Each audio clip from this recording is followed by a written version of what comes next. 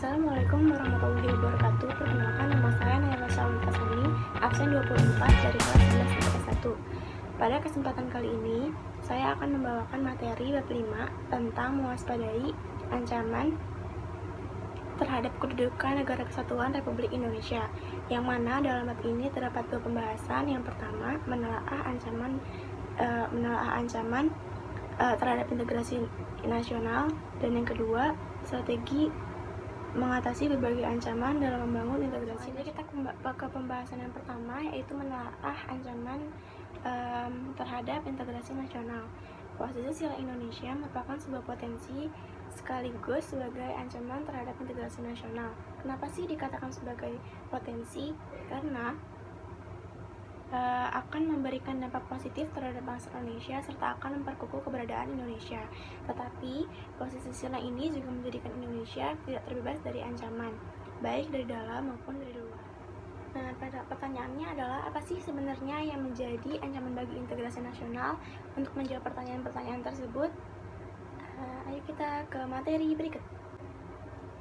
Ancaman yang pertama adalah ancaman ideologi. Ancaman ideologi adalah ancaman yang dinilai mempunyai kemampuan untuk membahayakan pola pikir masyarakat suatu negara dan untuk membahayakan Pancasila. Contoh dari ancaman ideologi adalah ideologi liberalisme dan ideologi komunisme. Yang kedua, ada ancaman di bidang politik. Ancaman di bidang politik dapat bersumber dari luar ataupun dari dalam negeri.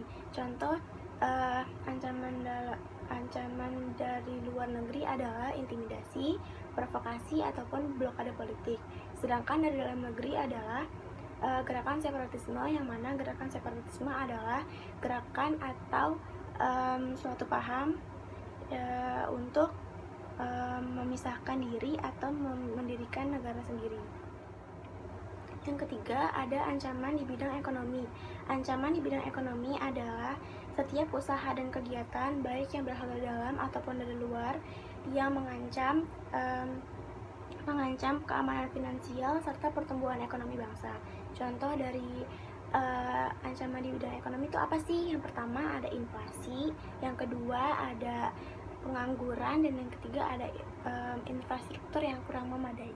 Yang keempat, ada ancaman di bidang sosial budaya. Ancaman di bidang sosial budaya itu ada yang berasal dari luar dan ada yang berasal dari dalam negeri. Contoh yang berasal dari dalam negeri itu ada kemiskinan, terus ada keterbelakangan, kebodohan, sama ada ketidakadilan. Sedangkan yang berasal dari luar negeri seperti munculnya gejala-gejala westernisme dan pola atau gaya hidup yang konsumtif.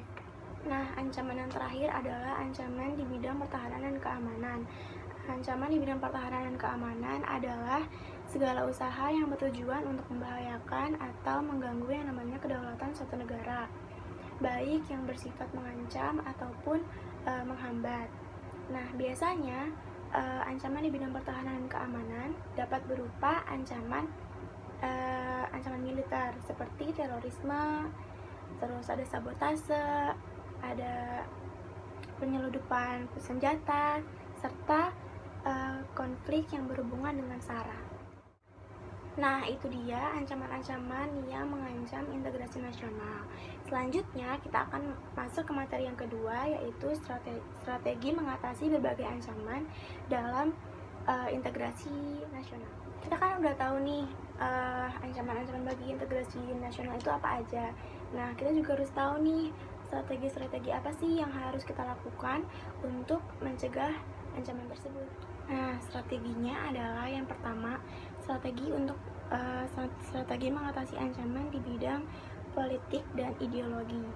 Untuk mengatasi ancaman di bidang politik dan ideologi, bangsa Indonesia itu harus segera mewujudkan hal-hal sebagai berikut.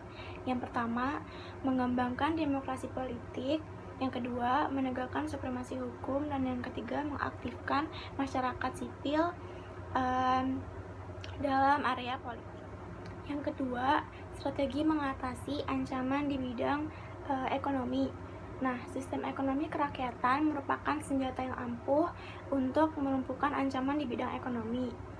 Nah, untuk memperkuat kemandirian bangsa, kita harus melaksanakan atau kita harus mewujudkan hal-hal sebagai berikut. Yang pertama, sistem ekonomi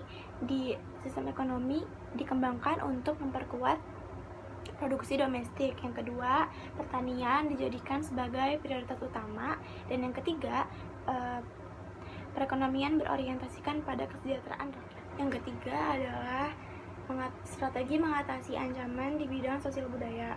Kehidupan sosial budaya di Indonesia atau di negara-negara berkembang perlu memperhatikan gejala-gejala perubahan yang terjadi, terutama mengenai sebab-sebabnya. Maka dari itu, cara mengatasi ancaman tersebut adalah yang pertama, berpegang teguh pada ideologi Pancasila. Yang kedua, melakukan penyaringan terhadap budaya-budaya yang masuk ke Indonesia. Dan yang ketiga, meningkatkan persatuan dan kesatuan dengan perkembangan tradisi dan kebudayaan.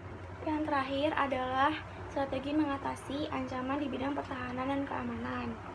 Nah, strategi yang dibuat untuk mengatasi ancaman di bidang pertahanan dan keamanan tak lain adalah dengan menerapkan sistem hankam rata, yang mana sistem ini adalah upaya dari bangsa kita untuk menjaga